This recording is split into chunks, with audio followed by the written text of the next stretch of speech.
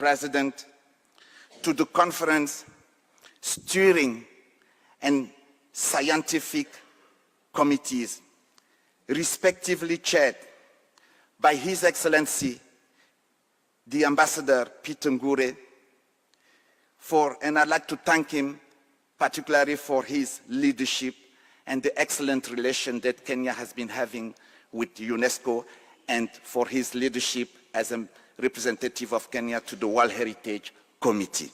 I also would like to thank the chair of the Scientific Committee, Professor George Abungu, a recognized world expert, and I'd like to thank him and ask him to stand for his stewardship that has brought us together here. Thank you.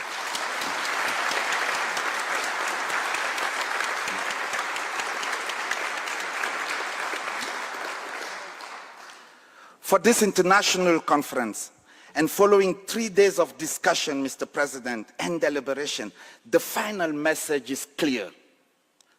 When assessing candidatures to the UNESCO World Heritage List, the evaluation of the authenticity of African sites should integrate also intangible, associative, spiritual, and functional attributes to enable Africa, its communities, to continue protecting and using their site as they have been doing for generations. While upholding the universality of the convention, another message from this conference reiterates that shared values of humanity are diverse by nature, and this diversity must be celebrated, not ignored. Indeed, this new approach requires that we integrate into the reflection ways in which the heritage is internalized and the perennial relationships between the physical and non-physical environment that weave the identity of communities and individuals who created them. Mr. President, this conference has also highlighted UNESCO's work to prioritize Africa across its mandates, including culture, to ensure greater recognition and protection of Africa's cultural heritage as a top priority defined by the Director General Audrey Azoulay. Since then, together with our partners, the African World Heritage Fund, the advisory bodies to the World Heritage Convention, ICOMOS, ICROM, and IUCN, since 2018, 18 new sites have been inscribed on the UNESCO World Heritage List from the African continent, including 17 in the sub-Saharan region. And in 2023, the milestone of 100 sites was reached and surpassed thereafter, with 5 more sites inscribed last year. UNESCO also supported the continent's member states in training local experts, improving heritage legislation and regulation, and preparing nomination candidatures for more new properties to be inscribed on the World Heritage List in the years to come. We have also addressed the other representation of African World Heritage sites on the list of World Heritage in danger through the joint mobilization of local experts, national authorities, and resulting in several World Heritage sites in Africa removed from this list, and these success stories serving as examples to the world. If World Heritage is what we leave behind for future generations, we must also train the next generation of heritage custodians and guardians to protect it. UNESCO is committed to developing and supporting professional opportunities in the field of heritage for young African heritage professionals. This has been evident through UNESCO's mentorship program for African heritage professionals. Hence, Mr. President, the Nairobi conference is not just a space for critical evaluation of our current practices on World Heritage. It was a platform for homegrown proposals, intellectual and cultural affirmation. Your Excellency, Mr. President, the Nairobi outcome on heritage authenticity should be considered as the legacy of our time together for the Africa we want. For that, the concept of authenticity for World Heritage must be recognized as plural. It should embrace the intangible dynamics, taking into consideration oral traditions, belief systems, knowledge practices, and living cultural expressions. And the central role of communities, not only as stakeholders, but as knowledge holders, custodians, and legitimate caretakers must not be underestimated. Traditional knowledge systems, community narratives, and spiritual associations must also nourish the understanding of this concept. And UNESCO commits today to amplifying the message from this conference at the upcoming World Heritage Committee meeting in July in Paris, for it to consider the voices and values articulated here in this land of the origin of the humanity, to nourish policies and practices of the work of the World Heritage Committee.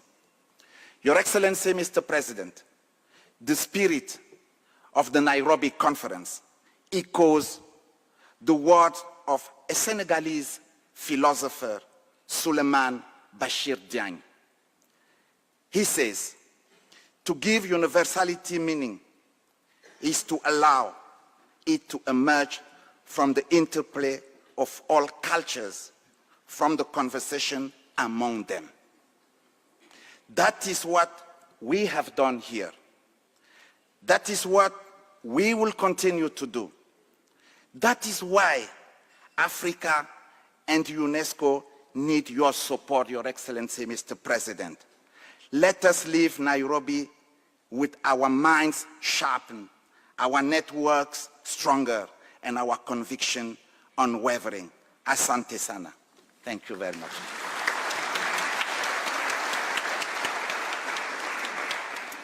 And next, Your Excellency, to make her remarks, allow me to invite the Cabinet Secretary for Gender, Culture, and the Arts and Heritage, Ms. Hannah Cheptumo, to speak and in turn invite His Excellency, the President.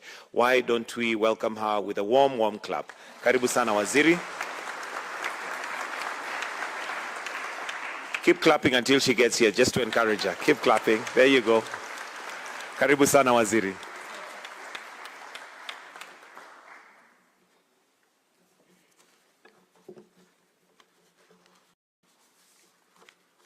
Good morning, everyone. Your Excellency, Honorable Dr. William Samoei Ruto, the President of the Republic of Kenya, Your Excellency Zainab Hawa Bangura, the Director General of the United Nations Office in Nairobi, Mr. Lazare Enodu Osome, Director, World Heritage, representing the UNESCO Director General, distinguished members of the diplomatic community, representatives from UNESCO bodies, scholars and heritage experts, community representatives, civil society concerned with World Heritage, international partners, distinguished guests, good morning. Ladies and gentlemen, I am delighted to join you this morning as we close out a very engaging week. I'm grateful for all the hard work that has been made during this international conference. The Heritage and Authenticity in Africa Conference was a key turning point for the African heritage. It shall go down in the annals of history that the turning point happened on the Kenyan soil, the cradle of humankind. I'm therefore very proud that the African continent highly esteemed Kenya with this task of hosting the critical conference. Your Excellencies, the experts gathered here got a very good opportunity to discuss issues to do with safeguarding the heritage, African cultural identity, and debated the subjects that connect us. It is therefore our collective responsibility to ensure that our rich African cultural heritage is passed to the next generations. The Ministry of Gender, Arts, Culture and Heritage will pursue the issues discussed and deliberated and to actively participate in heritage preservation efforts. Your Excellency, this room holds individuals with untold knowledge on what we need in Africa to leverage heritage for sustainable development. It is my earnest appeal that this debate should not end here. Let us pursue it and ensure that the world pauses and listens to the African perspectives on heritage. Let us carry forward the discussions and commitments made here during the three-day conference in order to create a future where heritage is celebrated, respected, and valued. As I come to the end, allow me to recognize the work that has been done by the committees, the National Committee that has been sitting to ensure that this conference is successful. Let us also appreciate the contribution that has been made by the government of Kenya by contributing $150,000 US to this conference.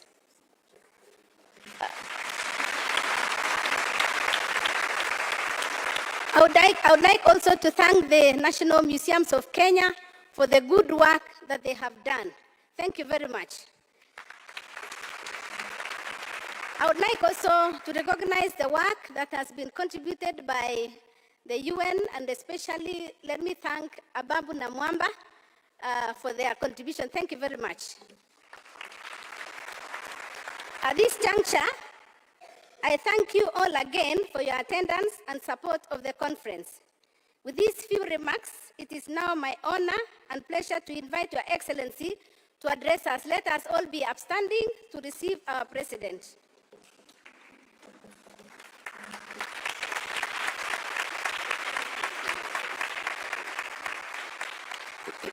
Thank you very much. Please, let's take our seats.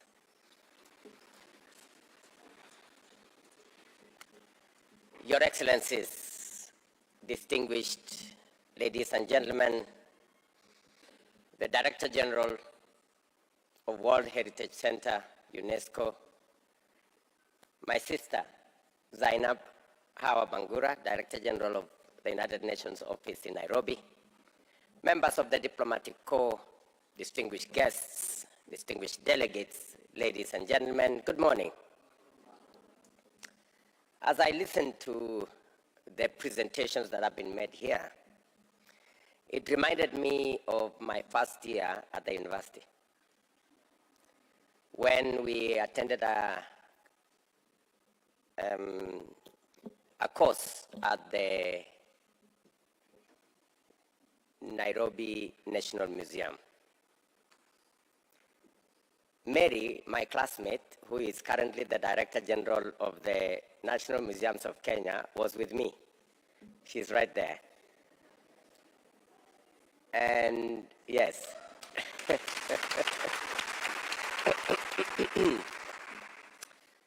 And that is why it's my pleasure and honor to welcome all of you to Kenya, the cradle of humankind. It is not by chance or accident, ladies and gentlemen, that Kenya is globally recognized as the home of human origins, a distinction rooted in remarkable fossil discoveries of early humans found right here in Kenya. In December last year, we marked 40 years since the discovery of the Turkana boy, the most complete early human ancestor ever recovered, 1.6 million years old. This fossil housed at the National Museums of Kenya, just a few kilometers from this United Nations complex, underscores Kenya's status as a global center of human history. Kenya also stands proud as the custodian of 8 sites inscribed on the prestigious UNESCO World Heritage Site list. I am especially pleased to note that the Gedi National Monument became the latest addition following its inscription last year. Alongside Gedi, we have the sacred Kenya and Kaya Mijikenda Forests, Lamu Old Town, Fort Jesus, Thimlich Ohinga Archaeological Site, the Kenya Lake System in the Great Rift Valley, Lake Turkana National Park, and the Mount Kenya National Park and Natural Forest. Together, these extraordinary sites embody Kenya's invaluable contribution to humanity's shared heritage. This conference marks the culmination of a journey that began in 1972 with the adoption of the Convention concerning the protection of the world cultural and natural heritage. Our presence here reaffirms our shared commitment to identify, protecting, conserving, and passing on our cultural and natural heritage to future generations. This distinguished gathering has drawn global attention, bringing together heritage experts, practitioners, diplomats, policymakers, scholars, and community leaders to exchange research, experiences, and insights.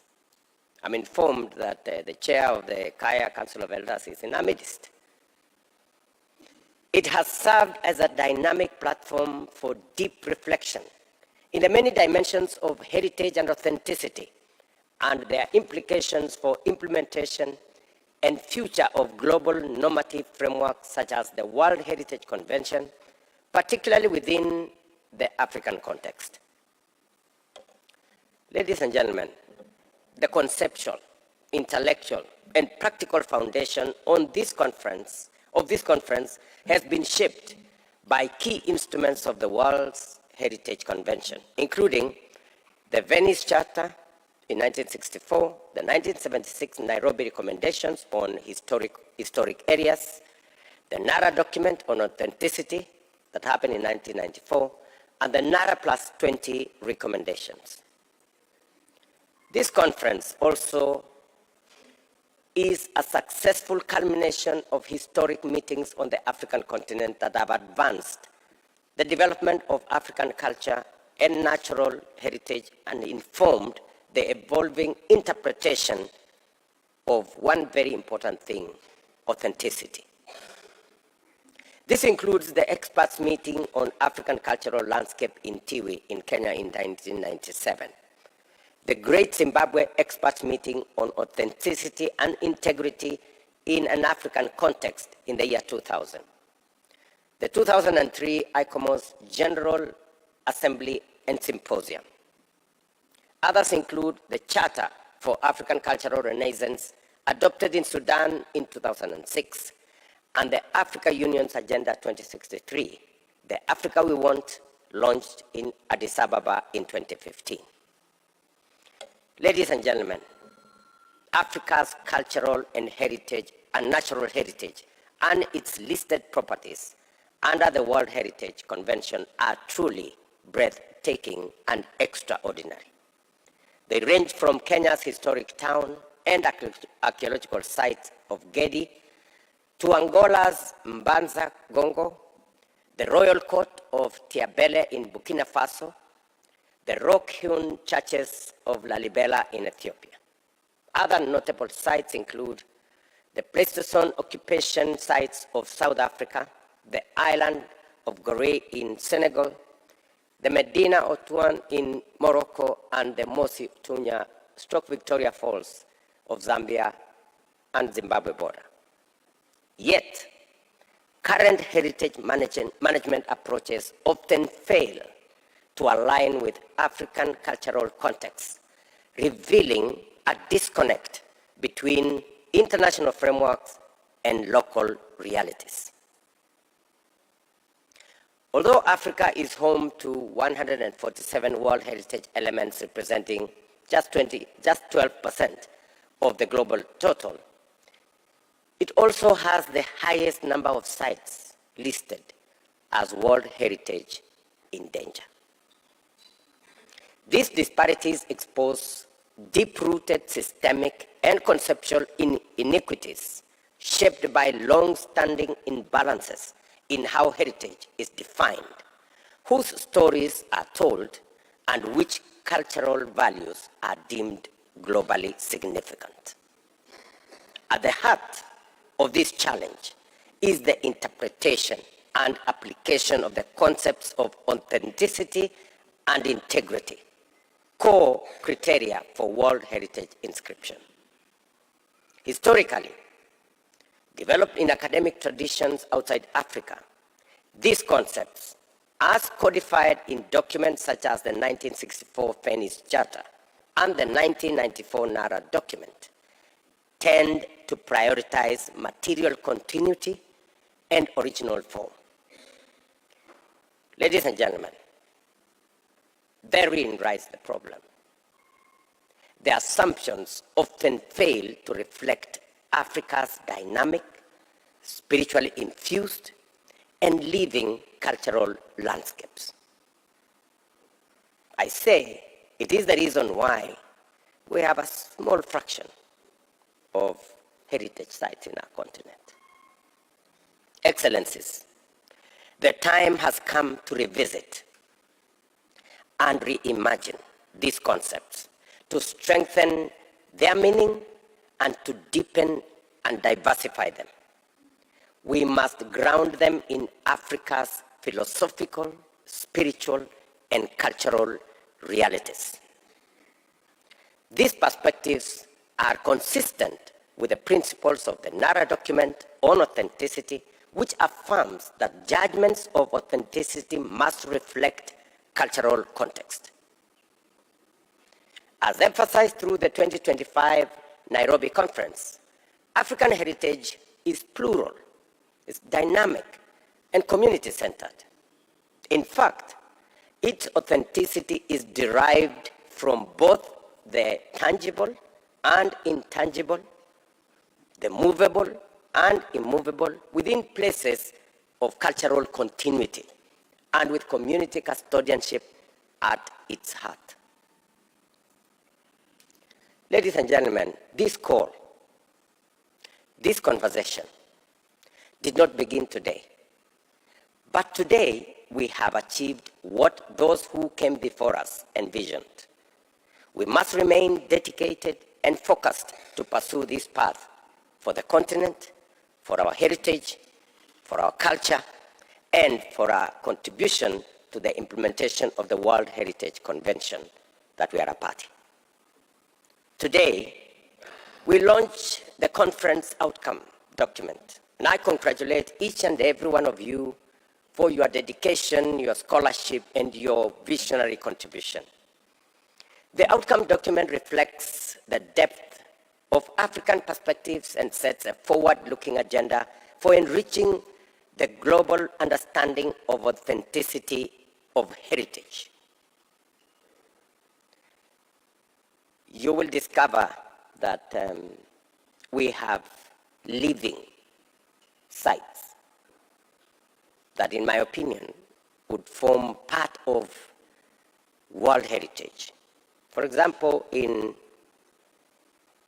Hell's Gate, a few kilometers from here, maybe 70 kilometers from here, we have something that's inscribed as a baboon parliament, where every so often baboons come together around a site and they look like they are having a conversation.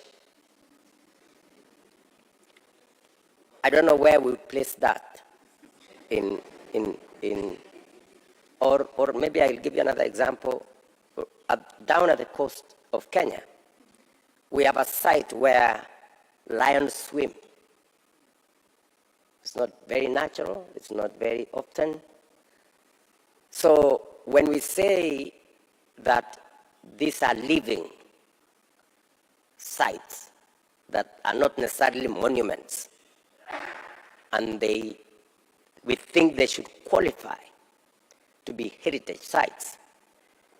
That is why this conference is important, that we expand the meaning, we diversify authenticity to the level that captures the spiritual aspects of our continent. And therefore, ladies and gentlemen, as we bring this landmark 4-day international conference on cultural heritage and authenticity in Africa to a close, I extend my very sincere gratitude to the governments of Japan and France, as well as the Africa World Heritage Fund for their generous support. I'm honored to officially receive the Nairobi Outcome Document on Heritage Authenticity. May it guide us towards a more just, a more inclusive, and a more representative global heritage future. I thank you.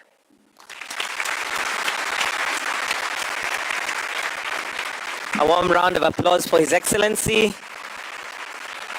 On that,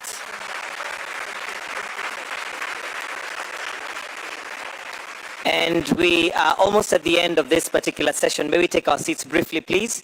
Allow me, Your Excellency, to now invite the Chair, Ambassador Professor Peter Ngure, and the CS Culture, who will now present to you the recommendation document on Nairobi's outcome on heritage authenticity. And we may do that on stage, so you may just progress from the left there. Come and present it to His Excellency, the President, and the photographers. You can get that as a photo op. And like we like to do in Kenya, let's clap as they're coming, as a sign that this is something that we all agree with. So the document is presented by Ambassador Professor Peter Ngure, who is the chair of the scientific committee, together with the CS Culture.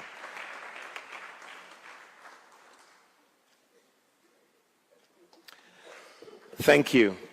Your Excellency, that brings us to the end of this particular session, and I'll request that we all be upstanding as we allow His Excellency to leave.